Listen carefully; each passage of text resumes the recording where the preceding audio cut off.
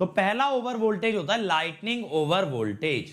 Lightning over voltage, अब lightning over voltage क्या होता है, जब कभी देखो ये लाइटनिंग ट्रांसमिशन लाइन पे टकराती है, लाइटनिंग कुछ भी नहीं होता, ये चार्ज ट्रेवल करता है बादलों से लाइन तक, ये चार्ज ट्रेवल करता है बादलों से लाइन तक, तो इसको कहते हैं लाइटनिंग, इसको कहते हैं लाइटनिंग।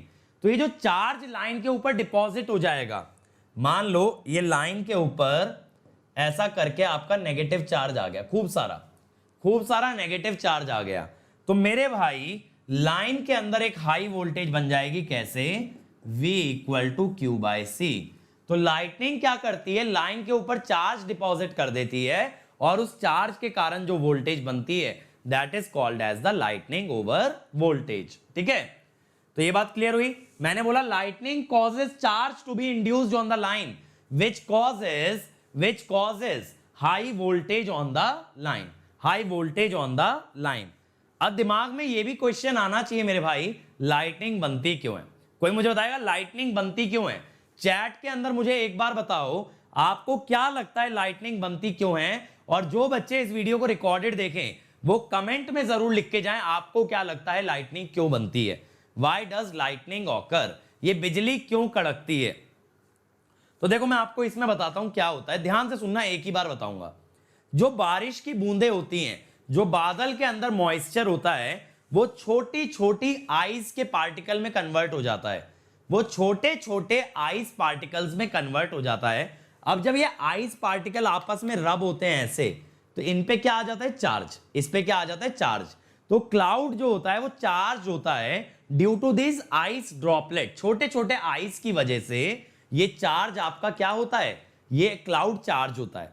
अब ऐसा होता है कि क्लाउड का जो निचला हिस्सा है वो नेगेटिव चार्ज होता है और क्लाउड का ऊपर वाला हिस्सा होता है पॉजिटिव चार्ज। देखो क्लाउड का ऊपर वाला हिस्सा होता है पॉजिटिव चार्ज और नीचे वाला हिस्सा होता है नेगेटिव चार्ज। अब जब ये दो क्लाउड मेरे भाई आपस में टकराएंगे, जब ये दो क्लाउड आपस में टकराएंगे तो इनके बीच में चार्ज ट्रांसफर होगा। अगर इनके बीच में चार्ज फ्लो करेगा, that charge flow is called as lightning. उस चार्ज फ्लो को क्या कहते हैं, लाइटनिंग। अगर ये चार्ज लेकिन बादल से ग्राउंड तक आया तो एक लाइटनिंग ग्राउंड तक आ गई, वरना ज्यादातर आप देखो जो बिजली कड़कती है, जो लाइटनिंग होती है वो बादलों में ही होती है, वो नीचे नहीं आती। नीचे वाला जो फिनोमिना है वो बहुत रेयर है, नीचे आने वाला फिनोमिना बहुत रेयर है, ज्यादातर ये बादलों के बीच में ही चार्ज एक्सचेंज होता है। लेकिन अगर ग्राउंड और क्लाउड के बीच में होने लग गया तो ये लाइटनिंग नीचे भी आ सकती है, जैसा मैंने इस फिगर के अंदर दिखाया है। इस फिगर में हमें दिख रहा है कि लाइटनिंग नीचे आ रही है लेकिन ज्यादातर ये क्लाउड्स के बीच में रहती है। अब देखो बादल में जब लाइटनिंग होती है तो आवाज क्यों आती है, आपने ये देखा है कभी भी कि पहले बिजली चमकती है उसके बाद आवाज होती है, ये तो सबने देखा होगा। ऐसा इसलिए होता है जब ये चार्ज ट्रांसफर होता है ना, जब ये चार्ज ट्रांसफर होता है तो ये एयर के अंदर एक होल कर देता है, ये हवा के अंदर एक पॉकेट क्रिएट कर देता है। अब जब ये चार्ज ट्रांसफर हो गया तो हवा वापस से उस पॉकेट को भरती है जिससे पैदा होती है साउंड, जिससे पैदा होती है साउंड। और साउंड की स्पीड लाइट से कम होती है, इसीलिए पहले चमक दिखती है और बाद में आवाज आती है, पहले चमक दिखती है और इस बाद में आवाज आती है। ये बात क्लियर हुई। तो मेरे भाई दोबारा से समझो लाइटनिंग क्यों होती है, due to charge transfer between the cloud और between cloud and ground. It is nothing but the flow of charge. When the charge flows through the air, it creates a pocket, and when air fills that pocket, that produces a sound in the lightning. उससे क्या होती है, उससे आवाज आती है, उससे आवाज आती है। अब बात यह है लाइटनिंग ओवर वोल्टेज का इस्तेमाल कब करेंगे, जब आपकी ट्रांसमिशन लाइन की वोल्टेज होगी लेस देन 345 केवी। जब लाइन की वोल्टेज 345 केवी से कम होगी तब इंसुलेशन डिसाइड होगा लाइटनिंग ओवर वोल्टेज से। ठीक है, बिलो 345 केवी, यानी अगर ट्रांसमिशन लाइन 11 केवी, 33 केवी, 66 केवी की है तो insulation is proportional to lightning over voltage. अब ये मत बोलना ओवी क्या है, ओवी है ओवर वोल्टेज, ठीक है। अब इससे बचने के लिए क्या करते हैं, देखो इससे बचने के लिए क्या करते हैं, ये टावर के ऊपर ना, ये टावर के ऊपर टॉप पे ये ग्राउंड वायर्स जारी होती हैं, ये ग्राउंड वायर, और खासियत ये होती है यहां पे कोई इंसुलेशन नहीं होता, यहां पे कोई इंसुलेशन नहीं होता। अब आप देखो ये तो जानते हो ना, लाइटनिंग हमेशा हाईएस्ट कंडक्टर पे टकराती है, लाइटनिंग हमेशा हाईएस्ट कंडक्टर पे टकराती है। हम ये जानते हैं lightning always strikes highest conductor, ठीक है, हाईएस्ट कंडक्टर पे टकराएगी। अब मैं आपको बताता हूं आगे होगा क्या। अब पहले तो ये बात कर लेते हैं हाईएस्ट कंडक्टर पे क्यों टकराएगी। हाईएस्ट कंडक्टर पे क्यों टकराएगी, क्योंकि मेरे भाई देखो कंडक्टर देता है लो रेजिस्टेंस पाथ। अब लाइटनिंग आसमान से चली, अब जहां उसे लो रेजिस्टेंस पाथ पता चला, जहां उसे लो रेजिस्टेंस पाथ मिल गया, वो ज्यादातर उस रास्ते से डेविएट हो जाएगी। जैसे ही उसे लो रेजिस्टेंस पाथ मिल गया, यानी सबसे ऊंचे वाले पॉइंट पे अगर कंडक्टर मिल गया तो वहीं कंडक्टर के अंदर बन जाएगी। अब देखो जैसे बिजली आई, ऐसे आई, अब इसने करंट प्रोड्यूस किया ऐसे, अब ये करंट गया टावर में और टावर से चला गया अर्थ में। तो मेरी जो थ्री फेज कंडक्टर थे, मेरे जो थ्री फेज कंडक्टर थे वो बच गए, ठीक है, मेरे जो थ्री फेज कंडक्टर थे वो बच गए, और इसीलिए हमने ऊपर क्या लगाया है, ओवरहेड ग्राउंड वायर, जिसको कहते हैं शील्ड वायर, ठीक है। तो ओवरहेड ग्राउंड वायर और shield wire is highest conductor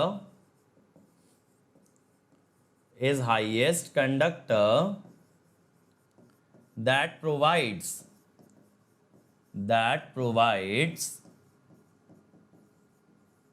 low resistance path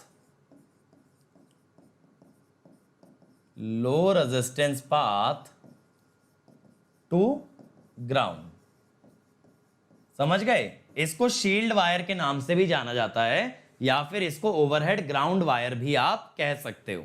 तो अब आपको ये समझ आया यहां इंसुलेटर क्यों नहीं दिया, क्योंकि यहां मैं स्पेशली चाहता हूं कि लाइटनिंग वाला जो करंट है वो टावर में जाए, और टावर से कहां निकल जाए, वो टावर से निकल जाए ग्राउंड में। लेकिन मैं कभी मेन वायर के करंट को ग्राउंड में नहीं जाने देना चाहता तो मेन वायर और टावर के बीच लगते हैं इंसुलेटर, यहां कोई इंसुलेटर नहीं लगता, ठीक है। अब दूसरी ओवर वोल्टेज होती है स्विचिंग ओवर वोल्टेज, ये दूसरी ओवर वोल्टेज होती है स्विचिंग ओवर वोल्टेज। अब क्या होता है, जब सर्किट ब्रेकर कभी ओपन होता है तो उसकी दोनों प्लेट अलग हो जाती हैं। सर्किट ब्रेकर की जब दो प्लेट सेपरेट हो जाती हैं मेरे भाई, ठीक है, जब सर्किट ब्रेकर की दोनों प्लेट सेपरेट हो जाती हैं तो it behaves like a capacitor. तो मैंने यही लिखा है, when circuit breaker open it behaves like a capacitor. अब मान लो ये वोल्टेज है Vs, ये बन गया ना LC ऑसिलेटर, ये क्या बन गया, LC ऑसिलेटर। अब ये जो LC ऑसिलेटर है बंधु, इसकी इक्वेशन लिखना मैंने YouTube पे सिखाया है, 2-3 वीडियो बना रखे हैं LC ऑसिलेटर के लिए, 2 या 3 बार वीडियो बनाया गया है। एक बार LC आप सर्च कर लेना, क्रिएट्रिक्स स्पेस LC सर्च कर लेना, LC ऑसिलेटर मिल जाएगा। तो वोल्टेज की इक्वेशन ऐसे होती है, ठीक है, एक LC ऑसिलेटर में ओमेगा नॉट है 1/√LC। तो मेरे भाई ये जो V मैक्सिमम आएगा यहां पे, ये आएगा 2Vs, और ये कितने पे आएगा, at omega naught T equal to pi, pi पे आएगा 2Vs, पाई पे कितना आएगा 2Vs। तो ये जो वोल्टेज हो गई, ये आ गई स्विचिंग ओवर वोल्टेज, ये क्या आ गई स्विचिंग ओवर वोल्टेज। तो मेरे भाई क्या होता है, जब लाइन का वोल्टेज 345 से ज्यादा होता है, अगर voltage rating greater than 345 kV होगा,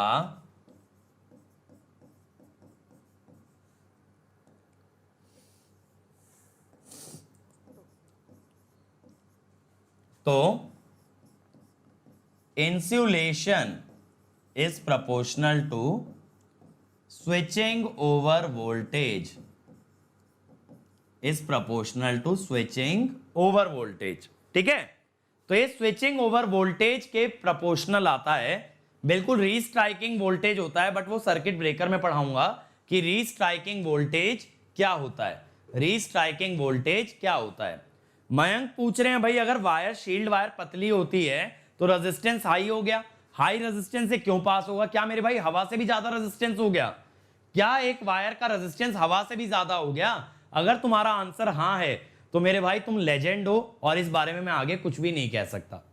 ठीक है, 345 केवी एक एक्सपेरिमेंटल डेटा, एक लिमिट है जो आपको बस याद रखनी है कि बिलो 345 केवी कौन सी वोल्टेज का यूज होगा? लाइटनिंग का। और अबव 345 केवी किसका यूज होगा?